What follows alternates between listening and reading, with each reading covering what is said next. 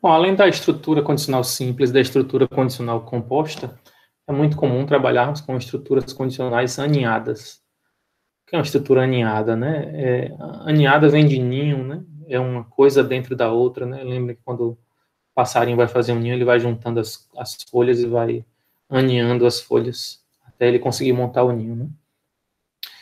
Aqui no pseudocódigo, né, a gente consegue ver essa ideia da estrutura aninhada, né? A gente tem uma expressão complexa, né, que na verdade tem não só uma condição ou outra alternativa, mas várias possibilidades, né? O valor da expressão pode assumir diferentes valores em cada situação, a gente fazer uma coisa diferente. Então, por exemplo, eu posso ter, né, um se que tem uma expressão, se essa expressão for verdadeira, eu faço esse conjunto de expressões.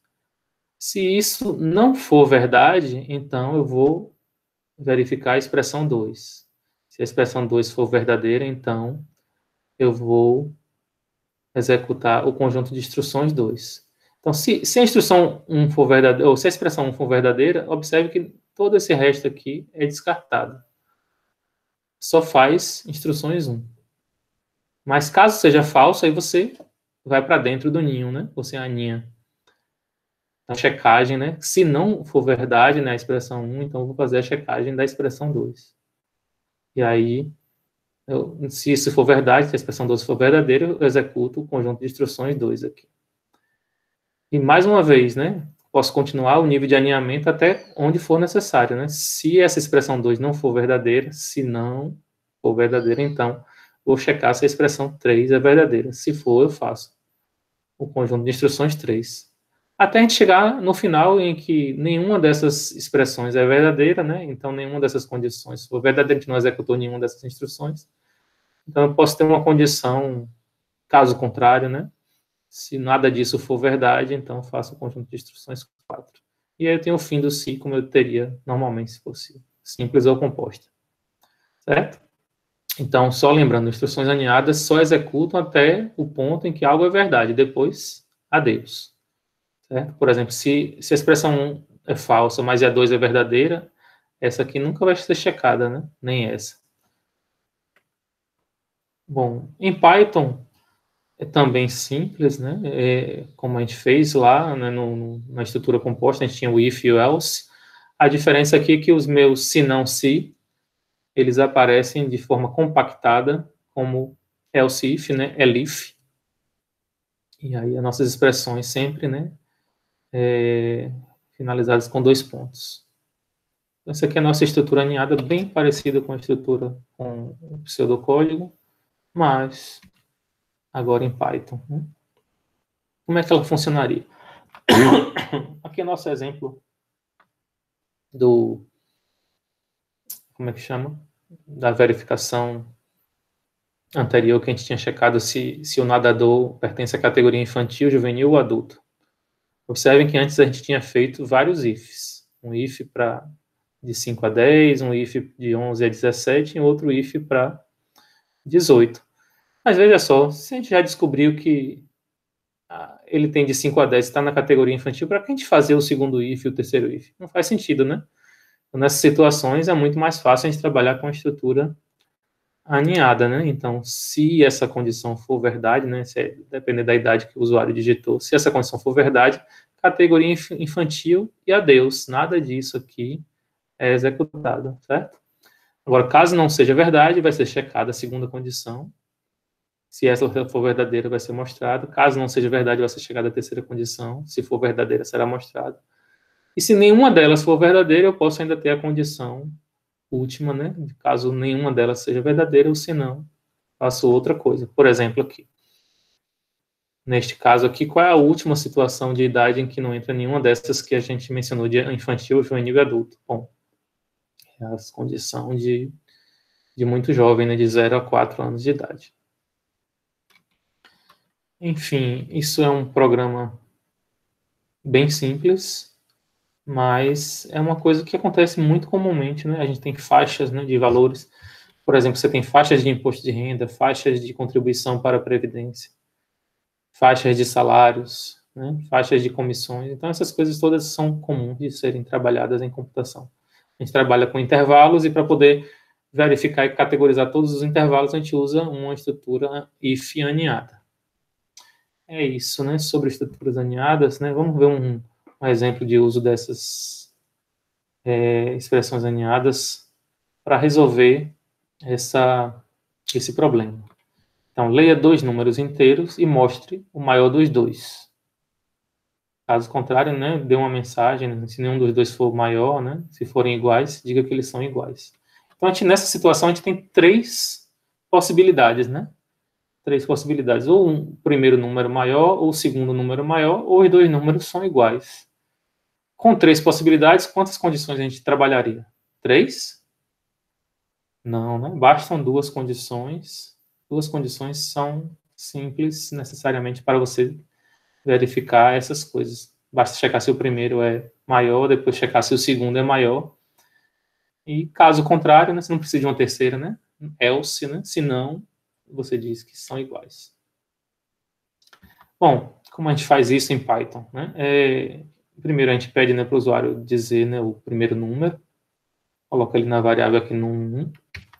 Depois a gente pede para ele digitar o segundo número, ambos inteiros, né? E depois a gente vai fazer a condição, né? Então a primeira condição é checar se o segundo número é o maior. Se o segundo número for maior, se o segundo número for maior que o primeiro, né? Se num 2 for maior que num 1, então diga que num 2 é maior. Se isso não for verdade, se não, você faz um outro se. Checa se número 1 é maior do que número 2. Se o número 1 for maior que o número 2, o número 1 é maior. E aí, caso nenhuma dessas duas condições seja verdadeira, né? Caso contrário, a gente, então, fecha com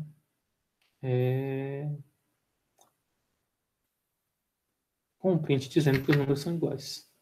Enfim, isso é uma expressão, um uso típico, né, de estruturas aninhadas, né? Eu tenho três possibilidades, é como se eu tivesse três intervalos, né? Lá como a gente tinha exemplificado no caso da natação.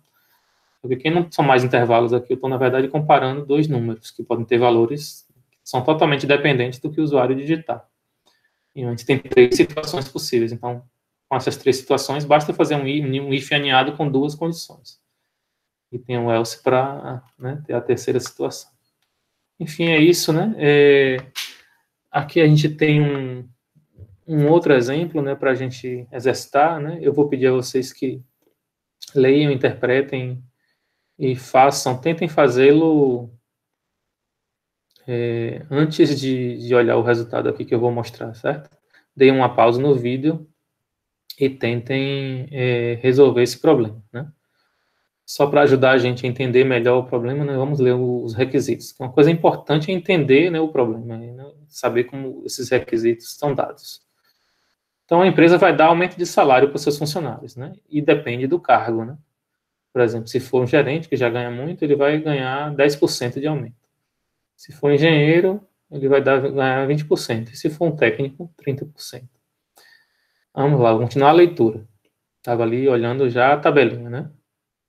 Faça um programa que lê o salário, né, do trabalhador da empresa, lê o código do cargo que a pessoa ocupa, no caso 101 para gerente, 102 para engenheiro, 103 para técnico, e calcule o novo salário dele. Observe que você perguntou antes qual é o salário da pessoa. Então, você pergunta o salário da pessoa e na saída o programa vai dizer qual é o novo salário dela. Então, o salário novo dela vai ser o salário anterior mais um percentual do salário anterior, certo? E se não tiver nenhum desses cargos aí, né, que está na tabela, os outros conjuntos de cargos que tem na empresa, né, vamos dar 40% de aumento. E observe que na saída está sendo pedido para mostrar não apenas o novo salário, mas mostrar o salário antigo, mostrar o novo salário e a diferença entre o novo salário e o salário antigo. Bom, como é que a gente faria isso em Python? Aí está o meu pedido para vocês fazerem a pausa e tentarem resolver isso. Com pseudocódigo, com fluxograma, depois programando em Python, ou programando em Python direto, como vocês se sentirem mais confortáveis. Enfim, vamos lá. Então, adiante, faça. Bom, continuando aqui a solução, vamos ver como a gente faria isso aqui em Python. Começando pedindo para o usuário qual o código do cargo dele. Lembrando lá que os códigos são 101, 102, 103, né, para os 3 cargos mais comuns da empresa. E eu vou ter que fazer a condição, né? Que condição seria essa? Aliás, antes de fazer a condição, eu tenho que perguntar o salário da pessoa, né? Pedir para a pessoa digitar o seu salário. Que com esses 2 dados de código e salário que eu posso realmente dizer, né, calcular o novo salário e mostrar o novo salário. Então vamos lá, agora eu tenho esses 2 dados, código e salário. Agora eu vou fazer a condição. A primeira condição, vamos lá. Se for 101, que é gerente, quanto era que ele ia ganhar? 10% a mais, né? Bom, se salário é o salário atual, então eu vou pegar o salário atual mais 10% do salário atual e vou dizer que isso é o novo salário da pessoa. Para que aqui eu não precisei usar contadores, acumuladores, né?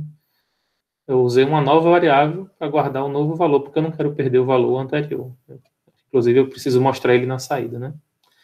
Isso é uma maneira de fazer, eu poderia fazer salário mais 0,10 vezes salário, ou fazer 1,1 vezes salário, que a gente sabe que 1,1 é exatamente 110%, né, do salário anterior, tem um aumento de 10%. Mas observe que eu não vou ainda, nesse momento, dar a mensagem final, porque não compensa eu dar a mensagem aqui agora, né? Porque eu vou ter várias outras condições, e no final eu posso, para qualquer condição possível que tenha sido seguida, eu mostrar o novo salário, o salário antigo e a diferença, né? Então, eu só faço isso dentro dessa, né, do então aqui, né? Se essa condição for verdadeira, gerente dê 10%. Já se ele for engenheiro, né, 102, vamos dar quantos por cento? 20%. Aí é bem parecido, né, com o caso anterior, com a diferença que é 20%. Já se a pessoa for técnico, 103, o aumento vai ser de 30%. E lembrem, né, que qualquer outro caso, a gente faria o quê? A gente daria o aumento de 40%. Então, caso contrário, né, se não é nenhum desses, né, se não é essa condição, se não é essa condição, se não é essa, então, caso contrário, faça de 40% de aumento. Esse é o nossa condição aninhada, nosso if aninhado, né? Repare que depois do if aninhado vai ter uma outra parte do programa que é executada incondicionalmente. Em qualquer situação ele é executada. Qualquer que tenha sido o cargo que a pessoa tenha digitado. 101, 102, 103 ou qualquer outro. Por isso que ela está fora do if. Ela não está mais indentada, né? Observem que ela está no mesmo nível do if, ela não está para dentro, né?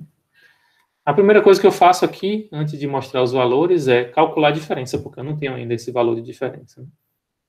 Então, o valor novo menos o valor atual, né? Eu vou conseguir a diferença dos salários. E aí eu mostro, né? O que é que eu tenho que mostrar? O salário antigo, o salário novo e a diferença entre eles.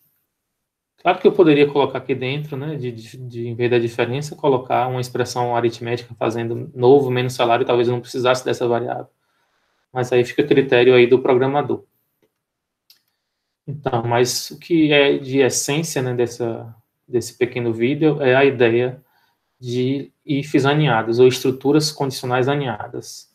Ou seja, se a pessoa disser 101, ele vai calcular o novo salário e ele não vai fazer esse if, ele não vai fazer esse if, ele não vai fazer nada desse, ele não vai nem checar essas outras condições. Ele só checa a primeira condição, se ela é verdadeira, ele nem olha as demais. Agora, se a primeira é falsa, ele vai checar a segunda. Se a segunda for verdadeira, ele não checa as demais. E assim sucessivamente, né? Se a terceira é verdadeira, ele não vai executar o else. Se nenhuma delas for verdadeira, sim, aí sim executa o else. Assim funcionam, então, as condições alinhadas, é um ninho, uma dentro da outra, certo?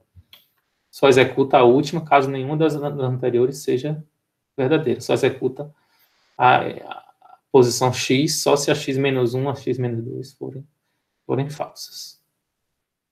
Enfim, isso é sobre estruturas aninhadas, né? Estruturas condicionais aninhadas. Fica aí, então, para vocês exercitarem mais sobre esse assunto.